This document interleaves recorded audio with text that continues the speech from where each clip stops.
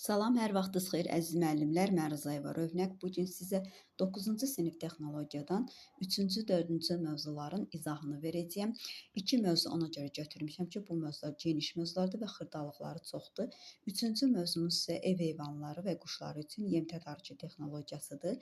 Şəhərdən kənarda və yaxud da kənd yerində yaşayan insanlar vardır ki, bunlar həyətyanı təsərrüfatla məşğul olurlar və bu təsərrüfatlarda da ev quşlarıdır, və gövşən ev heyvanlarıdır ki, bunları bəsləyirlər. Bu heyvanların sağlam, mükəmməl şəkildə düzgün qidalanması üçün bunlara çoxlu pul xərcləməli olurlar. Bu da bəzi sahibkarların maddi imkanları xaricindədir. Bu xərcləri azaltmaq üçün isə silos onların köməyinə gəlir. Yəni silos xərclənən vəsaiti xeyli azaldır. Silos nədir müəllimlər? Silos bitkilərin yaşıl hissələrindən qıcırtma yolu ilə konseptləşdirilmiş ev və heyvan və quş yemi adlandırılır. Bu quş yemi ən çox istifadə edilən yemlərdən biridir. Bunun hazırlanması isə çox sadədir. Həcmi 100-500 litr olan və daha çox olan hermetik qab götürülür. Hermetik yəni nədir? Çip bağlanma deməkdir. Yəni hava girməmək üçün çip bağlanmış deməkdir. Əgər bu hermetik qab yoxdursa, bunun üçün dəmir beton halqalar və yaxud da taxta qəblərin köməyi ilə də özümüz hazırlaya biləcəyimiz qutulardan da istifadə edə bilərik. Əgər bu halda bu qutular da yoxdursa, bu zaman vaxtı keçmiş çəliklər vardır ki, bunların içərisinə polietilin təbəqədən hazırlanmış şlanqlar qoyulur və deməli bitki əsaslı şəkildə onun içərisinə doğranılır və ağzı çip bağlanılır. Sual düşür ki, silosun keyfiyyəti nədən asılıdır? Silosun keyfiyyəti qablaşdırmanın sıxlığından, bir də hermetikliyindən asılıdır. Baxın, burada müəllimlər yazdır, testlərə düşür, diqqətli olun. Deməli, kütlə nə qədər deməli yaxşı sıx qablaşdırılarsa və yaxşı doğranılarsa, bir o qədər də keyfiyyətli olur, həm də itkisi az olar. İri buynuzlu malqara üçün silos hazırlayarkən müxtəlif otlardan və alaq otlarından istifadə edilir. Hazırladığımız otların növünə görə deməli silos 1 ay və yaxud da 3 aya qədər də hazır ola bilir. Ümumiyyətlə çəkisi 100 kiloqram olan inəyə hər yemləmədə 3-5 kiloqram olmaqla sutka ərzində, yəni gün ərzində 15-18 kiloqrama qədər silos verilir. Ümumiyyətlə yaxşı hazırlanmış silos qızarmış çörək və yaxud da alma ətri verir. Rəngi isə sarımtıl yaşıldan tünd qəpəyə qədər dəyişir. Baxın müəllimlər, bunu necə yadda saxlayacaqsınız? Ümumiyyətlə bahar fəslində ağaclar yaxşı pöhrələnir, yəni təzə pöhrələnir. Təzə pöhrələnən vaxtında sarımtıl yaşıla çalan rəngdə yarpaqlar açır. Sarımtıl yaşıya çalan. Əgər təzədirsə, sarımtıl yaşıla çalan rəngdə olur və tünd qəhvəyə qədər deyir ki, silosun rəngi dəyişir. Əgər silos turşuyub, sirkə iyi verirsə, bu zaman kəskin amonyak iyi verirsə, peyin iyi verirsə, bu deməli nədir? Korlanıb yeməli hesab edilmir. Yəni hətta rəngi də belə yaşıl və çirkli yaşıl rəngdə olur. Ümumiyyətlə biz deməli iri buynuzlu malqalarını yemləyərkən alt qatı yumşaltmamaq şərti ilə götürürük və götürdükdən sonra isə ağzını çip bağlamaq lazımdır. Ümumiyyətlə istifadə edib qurtardıqdan sonra, yəni siloslar qurtardıqdan sonra qabı silos qalıqlarından təmizləmək lazımdır və sönmüş əhəng məhlulunda dezinfeksiya etmək lazımdır. Və bir də bizə ağac budaqlarından yem tədarükü verib, maye əlavələri verib, cövhərin hazırlanması verib köhnə kitabda. Bunu təzə kitabdan çıxarıblar, amma testlərə düşə bildiyi üçün biz onu da öyrənəcəyik. Mən sizin üçün buradan PDF-ini açacağam, buradan da öyrənə bilərsiniz. Özünüz üçün köhnə kitabda açıb oxuya bilərsiniz. Ağac budaqlarına yem tədarükü texnologiyası nədən ibarətdir? Ümumiyyətlə, gövşəyən ev heyvanının rasionunda ağac budaqları da təşkil edir. Bu da 20-30%-ni təşkil edir və bu ağacları yazın sonunda və yayın ortalarına qədər tədarük etmək yaxşıdır. Bu hansı ağaclardır? Baxın müəllimlər, burada bizə verilib. Akasiya toz ağacı, qovaq, cökə ağaclarıdır. Bunları necə yadda saxlayacaqsınız? Baxın, T toz ağacı, tac sözü ilə yadda saxlayacaqsınız. A akasiya, C cökə, bir də Q hərfini əlavə edəcəksiniz. Tac sözü ilə yadda saxlayacaqsınız. Açar söz olaraq deyirəm. T toz ağacı, A akasiya, C cökə, bir də Q qovaq. Yəni bu cür yadda saxlayın müəllimlər. Və bunları deməli kiçik süpürgələr şəklində bağlayırlar və talvarlarda kölgədə qurudulur. Qurudulduqdan sonra isə həmən süpürgələri qaranlıq quru otaqda sərirlər və iynəyarpaqlı ağacın zolaqlarından süpürgələr payızın sonunda və qışda tədarük edilir və bunlar isə qurudulmur, xırda şəkildə doğrayıb heyvanın yeminə əlavə edirlər. Və maye əlavələri nədir? Maye əlavələri ağac yarpaqlarından hazırlanmış şirələr və cövhərlərdir. Bunlar da mineral, vitamin tərkibli olur və ən effektiv qida əlavəsi kimi istifadə edilir. İynə yarpaqlı küknar və şam ağaclarının isə yarpaqlarından cövhərlər alınır. Bu cövhərlərin alınması o qədər də çətin deyil. Ümumiyyətlə bizə lazım olan xam maldır, çəlləkdir, bir də sudur. Su həm soyuq, həm də isti olur. Xırda deməli doğranmış xam mal çəlləyə yerləşdirilir. Üzərinə bir hissə iynə yarpaqlı kütləyə 3-4 hissə nisbətində su tökülür. Çəlləyin ağzı qapaqla bağlanılır və 8 saat saxlanılır. Əgər bu soyuq su ilə hazırlanıbsa, bu zaman bir gün saxlamaq lazımdır. Ümumiyyətlə 1 kiloqram təzə iynə yarpaqlıda 3-4 litr deməli faydalı cövhər almaq mümkündür. 100 milli iynə yarpaqlı küknar şam ağacının cövhərlərində isə mənə 26,4 milliqram və 35,2 milliqram vitamin vardır. Bunu necə yadda saxlayacaqsınız? Açar söz olaraq deyirəm. 26,4 deyəndə, yəni ki 6-dan biz çıxırıq 2 edir 4. Baxın, bu cür açar sözlə yadda saxlaya bilərsiniz. 26,4 və bir də bizə burada verib 35,2 milliqram vitamin var. 100 qram 100 milli iynə yarpaqlı küknar şam ağacının tərkibində. Bunu necə yadda saxlayacaqsınız? 35,2 deyəndə 5-dən çıxırıq 3 bərabərdir eləyir 2. Yəni bu cür açar sözlə yadda saxlaya bilərsiniz. Bundan başqa isə iynə yarpaqlı ağacların yarpaqlarının cövhərləri güclü antibakterial təsirə malikdir və bunların isə bir çatışmayan cəhəti var ki, bu da onların saxlanma müddətinin az olmasıdır. Yəni 5-7 gün olmasıdır. İndi isə ev quşları üçün yem hazırlanması və tədarükü texnologiyası nədən ibarətdir? Onu isə biz təzə kitabın PDF-indən sizə izah edəcəyəm müəllimlər. Ev quşları üçün yemin hazırlanması nədən ibarətdir? Ev quşları üçün müxtəlif yemlər tədarük edilir. Yəni ki, quşlar müxtəlif yemlərə, daha doğrusu belə deyək ki, uyğunlaşa bilir, amma qaz isə əsasən otlarla qidalanır. Quşlara yem kimi isə bunlar verilir. Məsələn, taxıl və taxıl qalıqlarıdır, darıdır, yulafdır, buğdadır, çovdardır, qarğıdalıdır, arpadır, mərci noxuddur. Bunlar taxıl və taxıl qalıqlarına aiddir. Texniki istehsal qalıqları deyəndə, yəni emal edilmişlər. Baxın, deyir ki, buğda yarması. Buğda bölünübsə, yarıya bölünübsə, deməli istehsal edilib.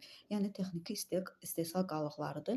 Buğda yarmasıdır, dəyirman tullantılarıdır, qurudulmuş çuğundur çeçəsidir, bitki çeçəsidir və şurotdur. Şurot müəllimlər birmənalı olaraq yadda saxlayın ki, günəbaxan tumlarının çeçəsidir. Amma çeçə özü nədir müəllimlər? Biz sizinlə çeçəni 8-ci sinifdə də keçmişdik. Baxın, çeçə deyir ki, bitkilərin şirəsi çıxarıldıqdan sonra qalan qalıqlardır. Ümumiyyətlə çeçə nədir? Qalıq deməkdir. Bizə isə 8-ci sinifdə isə verib ki, kənd təsərrüfatında heyvanlar üçün zənginləşdirilmiş yemdir. Və mötərizədə verib ki, yağlı bitkilərin yağı çıxarıldıqdan sonra qalan qalıqlardır. Baxın, çeçəni bizə 3 cürə verib. Demirəm 3 cürədir, sadəcə 3 cür verilib. Yəni bu cür yadda saxlayın. Açar söz olaraq deyirəm ki, 3 cür yadda saxlayın. Bir verib yağı çıxarıldıqdan sonra qalan qalıqlardır və şirəsi çıxarıldıqdan sonra qalan qalıqlardır. Bir də zənginləşdirilmiş yemdir. Yəni 3 cür bu cür yadda saxlaya bilərsiniz. Heyvan yemləri isə nələr aiddir? Ayrandır, üzü yığılmış süddür, ət və ət sümük unudur və şalğam, sağlam heyvan qanıdır, balıq unudur, tırtıldır, böcəkdir, kənd təsərrüfatının ziyanvericiləridir, torpaq soxulcanlardır. Baxın, burada heyvan yemləri deyəndə təkcə heyvanlara aid deyil. Burada həm də böcəklər də var müəllimlər. Bunları çaşmayasınız. Sonra vitaminli və şirəli köklərə aiddir. Yoncadır, qara yoncadır, sonra yem kələmidir, qırmızı kökdür, daha sonra cizi tikandır, silosdur, sonra ot və ot ovuntusudur, çuğundurdur, kahıdır, spanaqdır və söyüddür, toz ağacı ağaclarının yarpaqlarıdır və sairə bizə verilib. Yəni bunlar hamısı bitkilərə aiddir. Bunları çaşmayın. Və bir də mineral yemləri verilmişdir. Mineral yemlərində əsasən ağartı məhsulları var. Sönmüş əhəngdir, ağ rəngdədir, təbaşirdir, yumurta qabığıdır, balıq unudur, sümük unudur, xorək duzudur. Bunlar ağartı məhsullarına aiddir. Sadəcə burada çınqıl həm qara, həm ağ ola bilər, çaşmayasınız. Bir də ağac kömürüdür ki, qara rəngdə olur. Bir də müəllimlər sümük unu verib. Baxın, bizə yuxarıda da heyvan yemlərində də ət və ət sümük unu verilmişdir. Yəni burdakı sümük unu ilə çaşmayın. Əgər ət sözü yanında varsa, sümük sözünün yanında ət varsa, bu heyvan yeminə aiddir. Yox, əgər təkcə sizə verib ki, sümük unudursa, bu mineral yemlərə aiddir. Silos nədir? Təzə göyərtinin və başqa vitaminli yemlərin tədarik edilməsi və uzun müddət saxlanılması üsullarından biri siloslamadır. Bu müəllimlər, biz bayaq dedik ki, iri buynuzlu heyvanlar üçün silosun hazırlanması idi. İndi isə ev quşları üçün silosun hazırlanması verib. Ümumiyyətlə silos quşların qida rasionunda qiymətli komponent kimi deməli istifadə edilir. Yəni bunların tərkibində, yəni komponentində olan, yəni həzmi yaxşı təsir edir və yaxud da faydalı vitaminlərlə zəngindir. Mədə şirəsinin ifrazını və yaxud da qidalı maddənin həzm olma qabiliyyətini artıran deməli mineral maddələr vardır, yəni tərkibində. Silos üçün yaxşı xammal müxtəlif dənli bitkilərdən çuğundurdur, kələmdir, kök yarpaqlardır və yaxud da qarğıdalı və s. hesab edilir. Paxlalı otlardan qara yoncadır, yem paxlalılarıdır. Amma təzə cizi tikan isə pis siloslaşır. Bunu yaxşılaşdırmaq üçün isə ona konservləşdirilmənin yaxşılaşdırmaq üçün deyir, onlara karbohidratlar əlavə edilir. Bunlar da qırmızı kələmdir, paxlalı bitkilərdir, şəkər çuğundurdur və s. əlavə edilir. Və silosun keyfiyyəti siloslaşdırılmış bitkilərin inkişaf mərhələsindən, bir də onların rütubətliyindən asılıdır. Baxın, rütubətliyi deyəndə necə yadda saxlaya bilərsiniz? Baxın, elə bil ki, qışın sonunda, baharın ilk əvvəllərində yer torpaq nədir? Rütubətli olur. Yəni bu cür yadda saxlayın. İlkin mərhələ kimi. Yəni baharın ilkin mərhələsində rütubətli olur. Burada da baxın deyir ki, dənli bitkilər sümbüllənmənin əvvəlində, paxlalılar qönçələnmə mərhələsində və yaxud da qarğıdalının yaşıl kütləsinin süpürgə atma mərhələsində, qarğıdalı qıcaları isə südlü sarıya çalan ilkin yetişmə zamanı siloslaşdırılır. Baxın, bunların ilkin mərhələlərində siloslaşdırılır. Quşlar üçün isə silos tədarük edən zaman isə onların 0,5 sm ölçüdə doğramaq lazımdır. Silos isə toyuqlara 20-25 qram verilir gün ərzində. Hind toyuqlarına isə 35-50 qram verilir və qaz ördəklərə isə 250-300 qram verilir. Burada müəllimlər toyuqlara və Hind toyuqlarına onluqlarla verilib. Bunu çaşmayın. Qaz və ördəklərdə yüzlüklərlə verilmişdir. Toyuqlar 20-25 qram, Hind toyuğu 30-50 qram və qaz və deməli ördəklər isə 250-300 qram deməli verilir. Quru ot nədir? Quru ot həyətyanı təsərrüfat şəraitində paxlalı dənli bitkilərin və yabanı otlardan hazırlanır. Bu da sirkandır, təzə gizi tikandır, müxtəlif otlardır. Yəni vitaminli quru ot qış vaxtı keyfiyyətli yem hesab edilir. Yəni paxlalı paxlaların çiçək açmadan öncə deyir, hələ qönçələnməyə başlayanda tərkibi vitamin və yaxud da karbohidratlar zəngin olur. Ona görə də bunları biçmək lazımdır. Həmən dövrdə biçilir və tez və nəmi çəkilənədək qurutmaq lazımdır. Bu da işıqda vitaminlər məhv olduğundan onları kölgədə qurutmaq yaxşı olar. Keyfiyyətli məhsul əldə etmək üçün isə biçilmiş kütləni deyir ki, seyrək sərib qurutmaq lazımdır. Ot xışıldanmağa başlayanda qurutmanı saxlamaq lazımdır və cücələr üçün deməli onların yeminə əlavə edilir və onlara verilir. Və daha sonra bunların saxlanma şəraiti də quru yerdə saxlamaq lazımdır. Və yaşıl un. Yaşıl un nədir? Yəni yaşıl un may-iyun aylarında tədarük edilir. Yəni giz tikandır, zəncir otudur.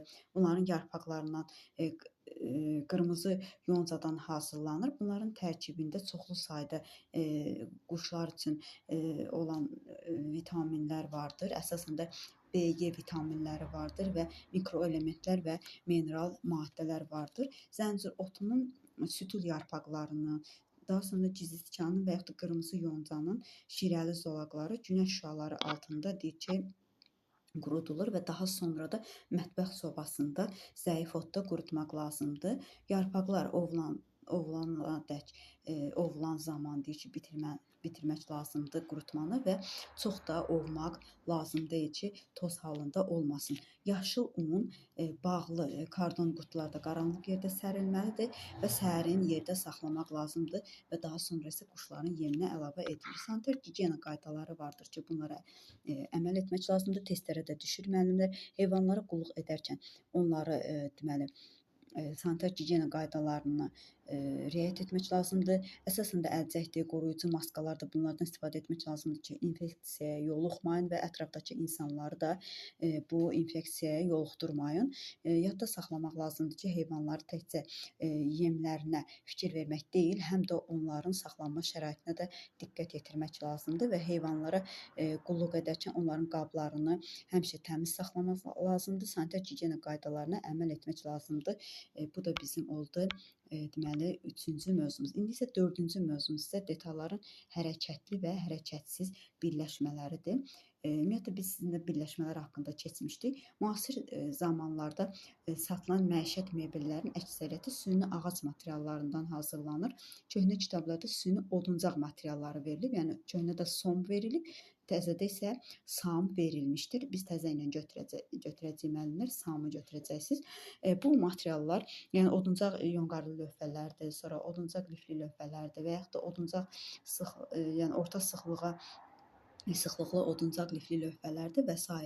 verilmişdir. Bunların isə bir neçə səbəbi var ki, nə üçün süni oduncaq materiallarından istifadə edilir. Birincisi onların ucuz olmasıdır. İkincisi xam malın çox zaman hamının əldə edə bilmədiyi, çox qiymətli ağac növünə bənzədiyi üçün və üçüncüsü isə süni oduncaq materialların eni böyük olmasıdır.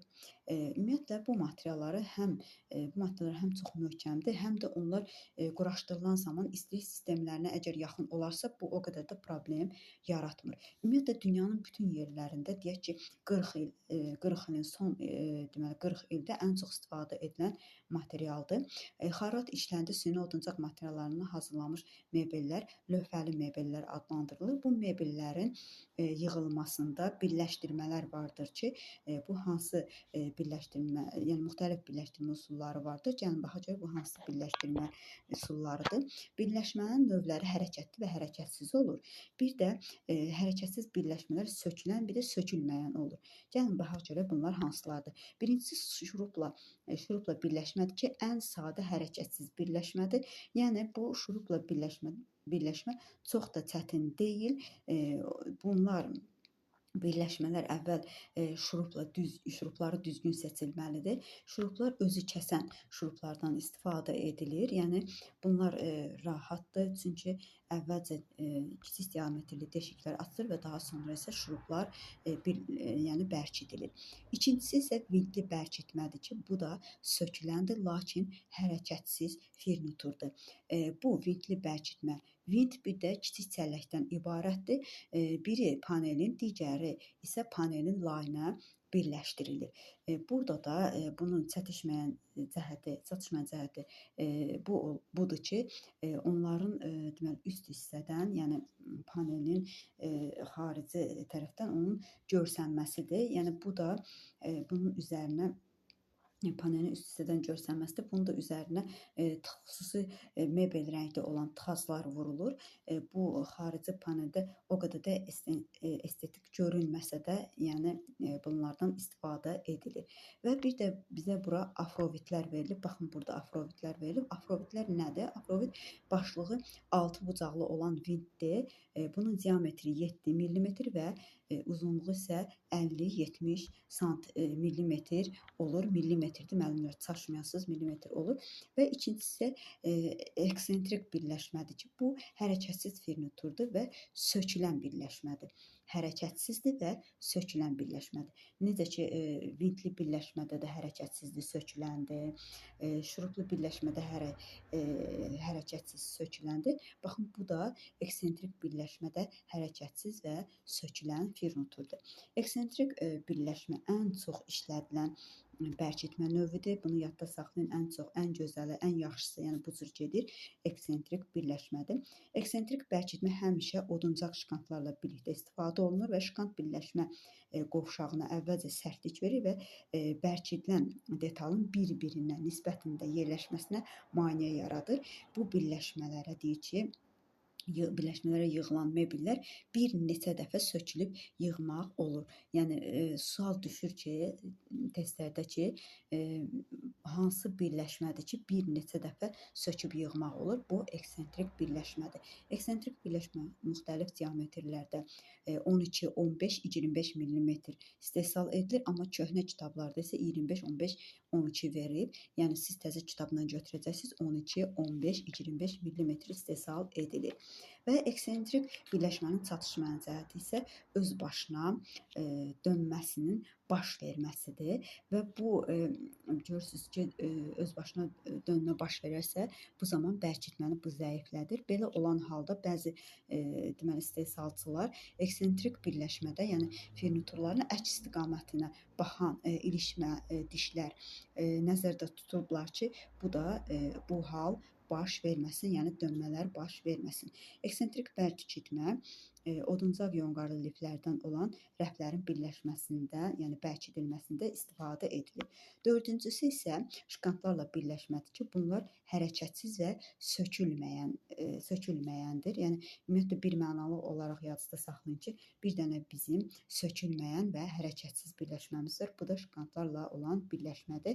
Şkantın deməli, şkantlar müxtəlif uzunluqda və yaxud da diametrdə olur və bilirsiniz ki, o silindrik formada olan bir cüydir. Birləşmənin bu növündə müstəqil olaraq deyək ki, təsadüfi hallarda yalnız eksentrik birləşmələrə sərtlik vermək üçün istifadə edilir. Baxın, bayaq biz dedik ki, şkantlarla birləşmə qovşağına əlavə sərtlik vermək üçün bərkidilən, deməli, baxın, burada verilib, bu cümlədə verilib. Bu şkantlarla birləşməyə aid edilir. Yəni ki, deyir ki, təsadüfi hallarda yalnız eksentrik birləşməyə sərtlik vermək üçün istifadə edilir. Bu da bizim şkantlarla birləşməmizdir və şkantlarla birləşmə çox ucuz və sadə olan bir detaldır. Yəni ki, nə qədər də onun öz çətinlikləri olsa da, yəni ucuz olduğuna görə istifadə edilir. O təbii oduncaqdan bilirsiniz ki, hazırlanır. Təbii oduncaqdan hazırlandığına görə də onlar yaxşı qurudulmalıdır.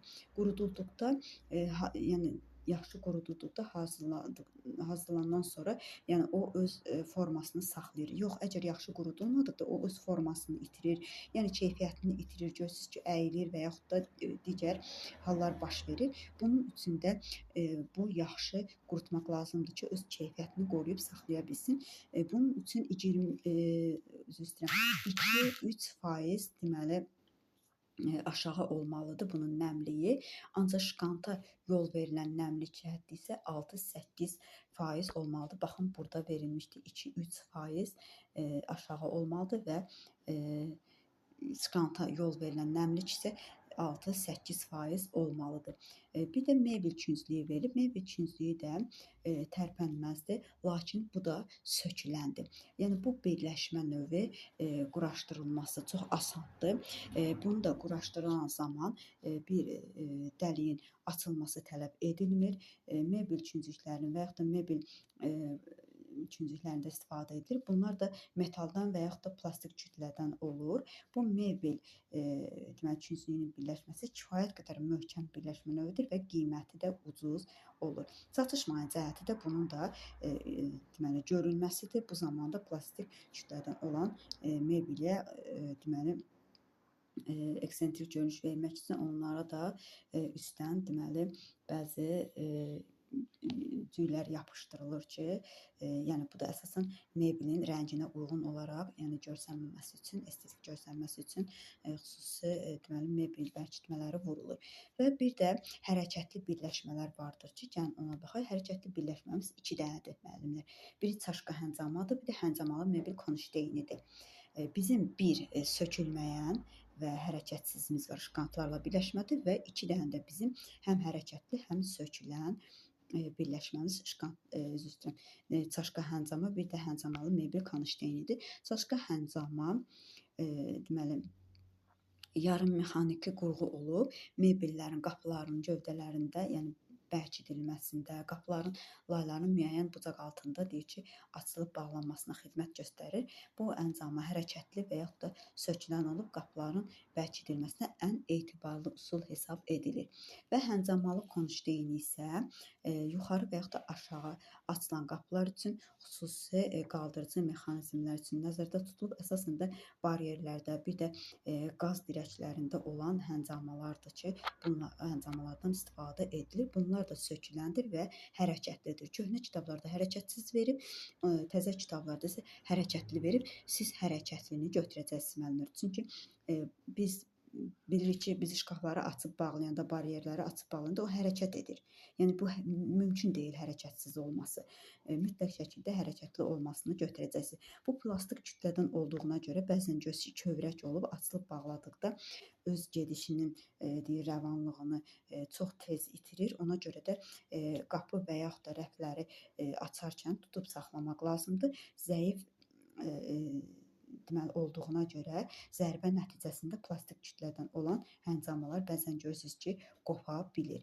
Kifayət qədər elə biləm ki, məlumat verdim. Əsasən yadda saxlayacağınız məqam bu olacaq ki, şkantlarla birləşmə həm hərəkətsizdir, həm də sökülməyəndir. Bir də hərəkətli olanlarımız isə çaşka həncama, bir də həncamalı mebel konşteynidir ki, həm hərəkətlidir, həm də deməli